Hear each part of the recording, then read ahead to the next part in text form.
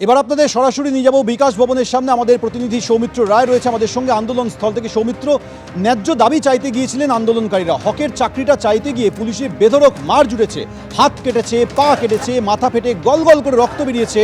মন্ত্রী থেকে নেতা তারা আন্দোলনকে আক্রমণ করছেন, নাটক করছেন বলে কটাক্ষ করছেন, কিন্তু তারপরেও আন্দোলনে অনড় রয়েছেন তারা।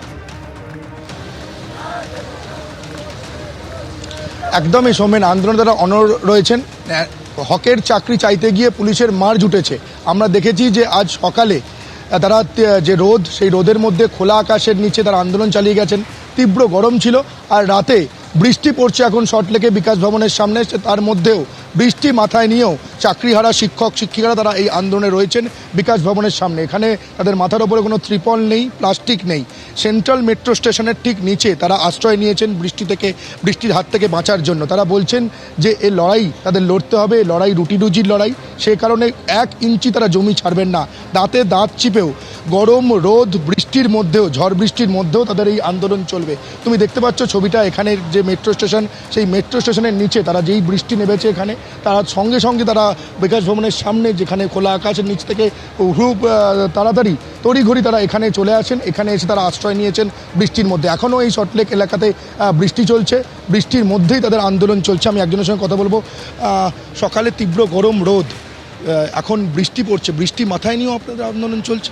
আমাদের তো কিছু করার নেই এখন আর কি। যতক্ষণ না আমাদের দাবিগুলো পূরণ হচ্ছে, সম্পূর্ণভাবে আমরা জাস্টিস পাচ্ছি, ততক্ষণ তো এটা চালিয়ে যেতেই হবে অবস্থানটা।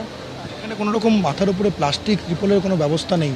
এই সেন্ট্রাল মেট্রো স্টেশনের নিচে আশ্রয় আপনাদের ভরসা? মানে গরমে সেরকমভাবে প্রয়োজন হয় না, বৃষ্টি পড়লে এই শেডটাতে হয়ে যাচ্ছে। আমাদের এখন লোক সংখ্যা অনেকটা কমে গেছে। 2 দিন টানা যারা থেকেছে, 2 দিন 3 দিন, তারা একটু বাড়ি গিয়ে ফ্রেশ হয়ে আবার আসছে, যারা দূরে থাকে। কষ্ট তো হচ্ছে এবার।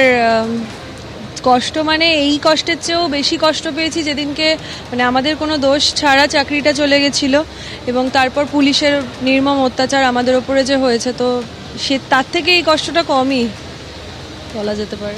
সোমেন, তুমি শুনতেই পেলে যেমনটা তারা জানালেন যে এই লড়াই হচ্ছে রুটি রুজির লড়াই। ফলে রোদ, গরম, বৃষ্টি, ঝড় জল উপেক্ষা করেও তারা এই যে খোলা রাস্তায়, সেই খোলা রাস্তাতেই তারা থাকবেন যতক্ষণ পর্যন্ত তাদের দাবি পূরণ হচ্ছে, যতক্ষণ পর্যন্ত না তারা তাদের হকের চাকরি ফিরে পাচ্ছেন।